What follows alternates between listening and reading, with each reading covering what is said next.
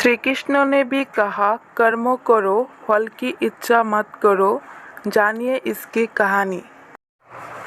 एक राजा था जो अपनी प्रजा का बहुत ख्याल रखता था।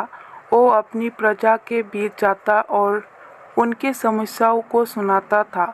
वो कोशिश करता था कि वो उनकी समस्याओं को दूर कर सके। उनकी कर्तव्यनिष्ठा के चर्चा दूर दूर तक फैले हुए थे। एक बार राजा अपने राज्य में भ्रमण करने के लिए निकले हुए थे, तब उनके कुर्तों का एक बटन टूट गया। ये देख राजा ने अपनी मंत्री को तुरंत बुलाया और उससे आदेश दिया कि वो गांव से एक अच्छे दर्जी को बुला लाए, जो उनके कुर्तों का बटन लगा दे। ये सुन मंत्री ने गांव में दर्जी की खोज शुरू कर दी। स्वयं से उन्हें एक दर्जी भी मिल गया।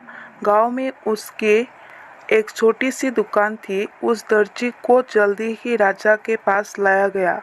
उस दर्जी से राजा ने कहा कि क्या वो उसके कुर्ते का बटन सिला सकता है। दर्जी ने कहा कि ये तो बड़ा ही आसान काम है। दर्जी ने अपने थैले से धागा निकाला और कुर्तों का बटन लगा दिया। राजा बेहद खुश हुआ और उससे पूछा कि वो उन्हें कितने पैसे दे।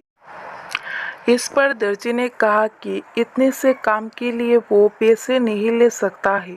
इस पर राजा ने कहा कि वो इसके कीमत जरूर देंगे। दर्जी ने सोचा कि उसने तो बस धागा ही लगाया है, तो उसके 2 रुपये मांग लेता हो। फिर दर्जी ने सोचा कि कहीं राजा ये न सोचे कि इतने से काम के 2 रुपये तो गांव वालों से कितना पैसा लेता होगा। ये सब सोच समझकर दर्जी ने कहा कि वो अपनी इच्छा से जो भी देंगे वो ले लेगा।